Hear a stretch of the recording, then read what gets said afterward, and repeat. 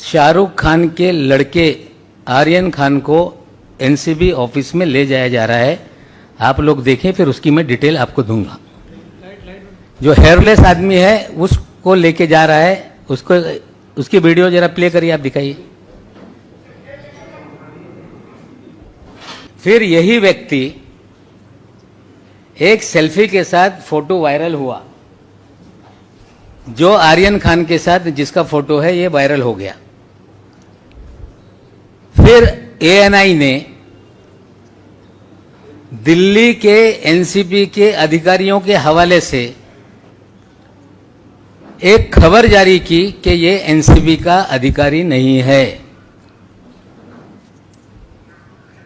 इसका एनसीबी से कोई संबंध नहीं है। यही सबसे बड़ा सवाल है कि ये व्यक्ति कौन है। अगर ये एनसीबी का अधिकारी नहीं तो इस व्यक्ति को, एक व्यक्ति जिस पे आरोप है कि वो ड्रग इस्तेमाल करता है या उसके पोजीशन में ड्रग मिला तथा कथित, उसे वो घसीटते हुए, लाइट चालू करो, घसीटते हुए एनसीबी कार्यालय में कैसे ले जा रहा था, ये एनसीबी को बताना पड़ेगा कि इसका और एनसीबी का क्या कनेक्शन है। दूसरा एक वीडियो मैं आपको दिखा रहा हूं। जो दूसरा एक आरोपी है अरबाज सेठ मर्चेंट, उसे भी एनआई ने फीड रिलीज की, जिसको एक व्यक्ति पकड़ के एनसीबी कार्यालय में ले जा रहा है। शुरू से लगा, शुरू से। ये आदमी को देखिए जो लाल शर्ट पहना हुआ, फिर बताऊंगा।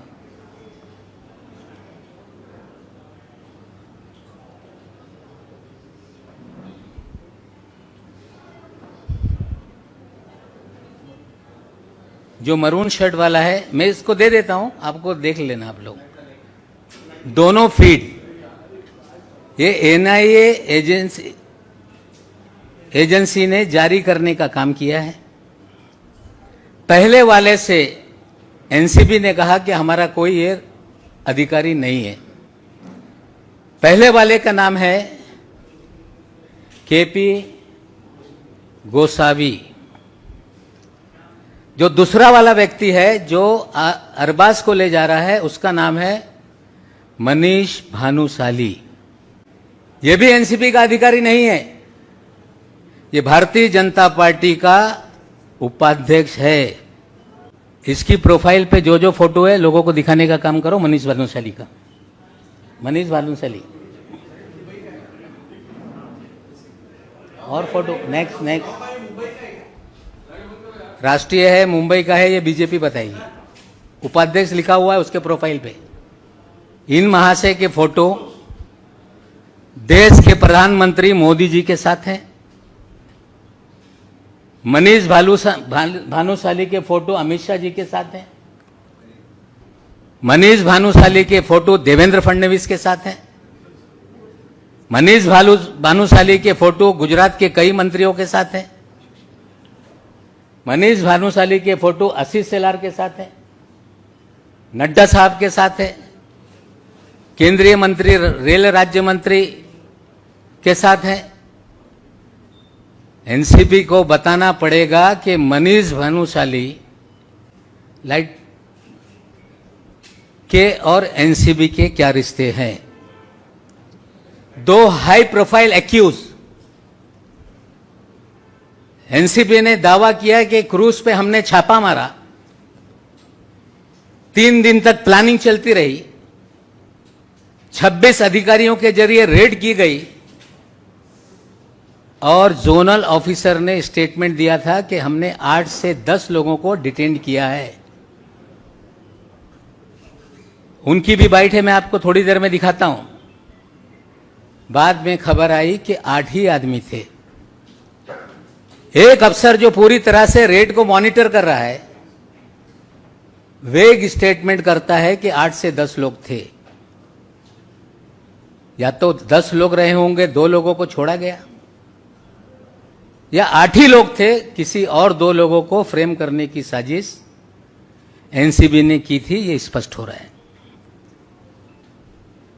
और कुछ चीजें हैं, पहले वो बता देता हूं, फिर चीजों को फिर विस्तार से एक्सप्लेन करता हूं।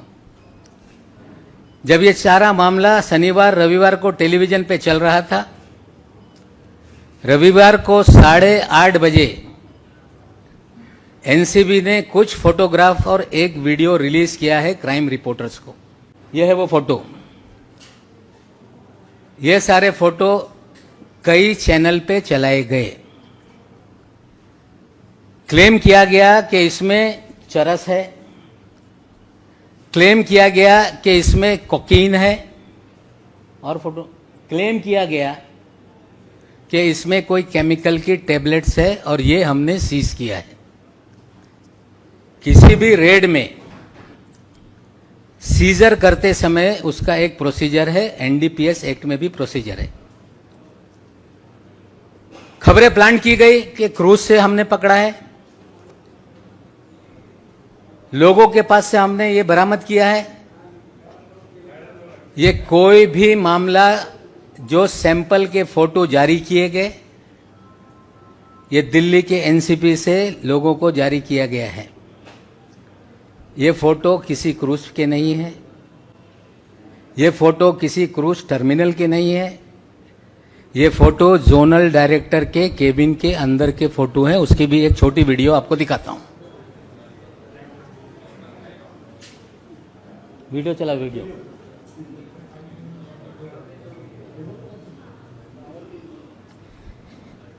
किसी भी सीजर का एक प्रोसीजर है कि जहां पे छापेमारी हो, लाइट चालू करो, छापेमारी हो, वहां पे पंचनामा बनाया जाए, जो भी सीज मटेरियल है उसे सील किया जाए, सील करके स्ट्रांग रूम में रखा जाए, और जरूरत पड़े अगर सैंपलिंग को भेजना है तो ये मैजिस्ट्रेट के सामने परमिशन से खोल के सैंपलिंग की जाए और मैजिस्ट्रेट के सामने सील किया जाए।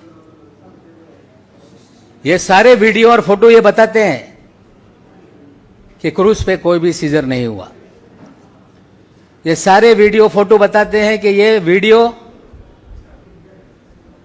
जोनल डायरेक्टर के कार्यालय का है।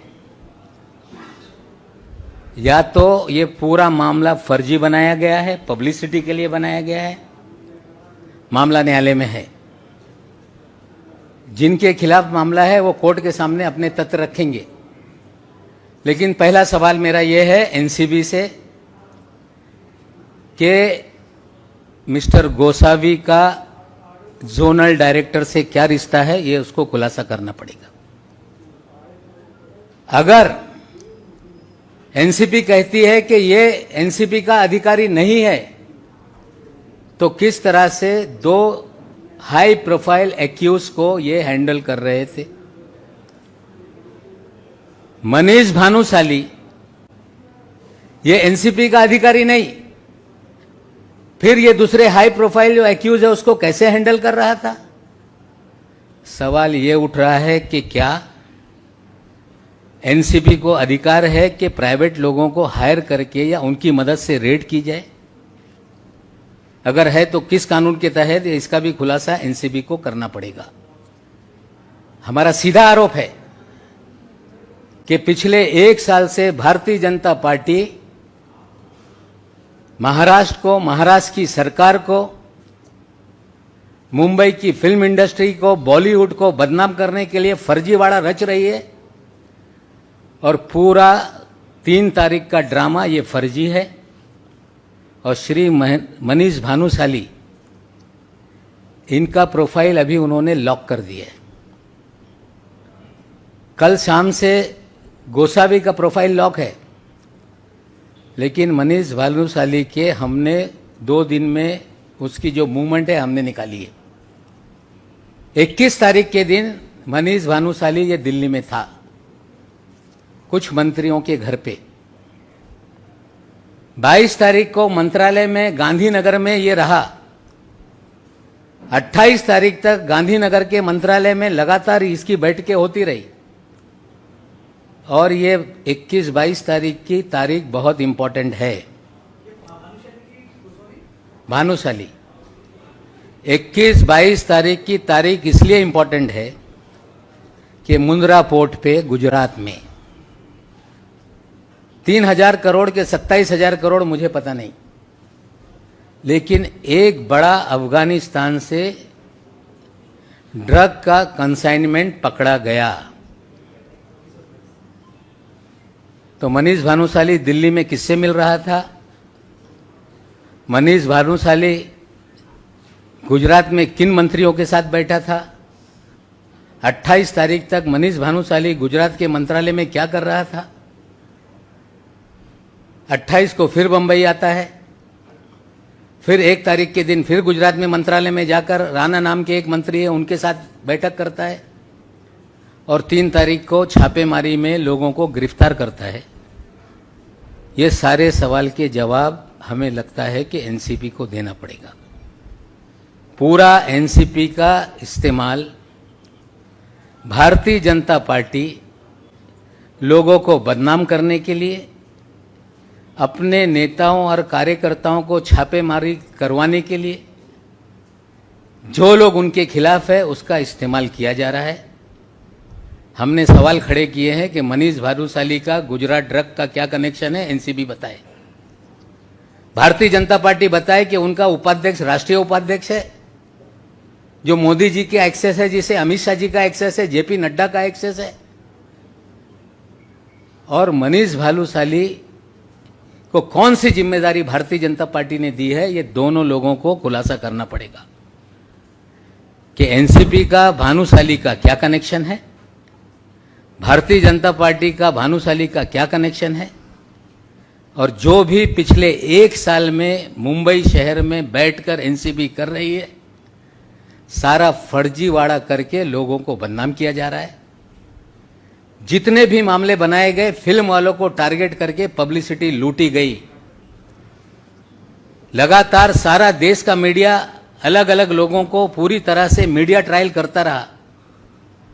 मैं उम्मीद करता हूं कि आज सवाल जो मैंने उठाए हैं ये देश की जनता के सामने जाएंगे, और भारतीय जनता पार्टी का एनसीपी पे क्या प्रभाव है, एनसीबी के लोग प्राइवेट लोगों के जरिए लोगों को गिरफ्तार किस तरह से करा रहे हैं, इसका खुलासा बीजेपी और एनसीपी को करना होगा।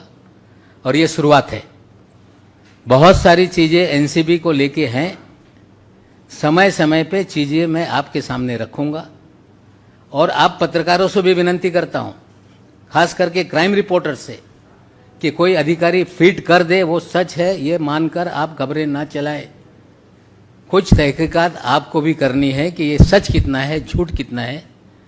ये सारा मामला 3 तारीख का फर्जीवाड़ा है। गुजरात ड्रग कनेक्शन से भी कुछ कनेक्शन है।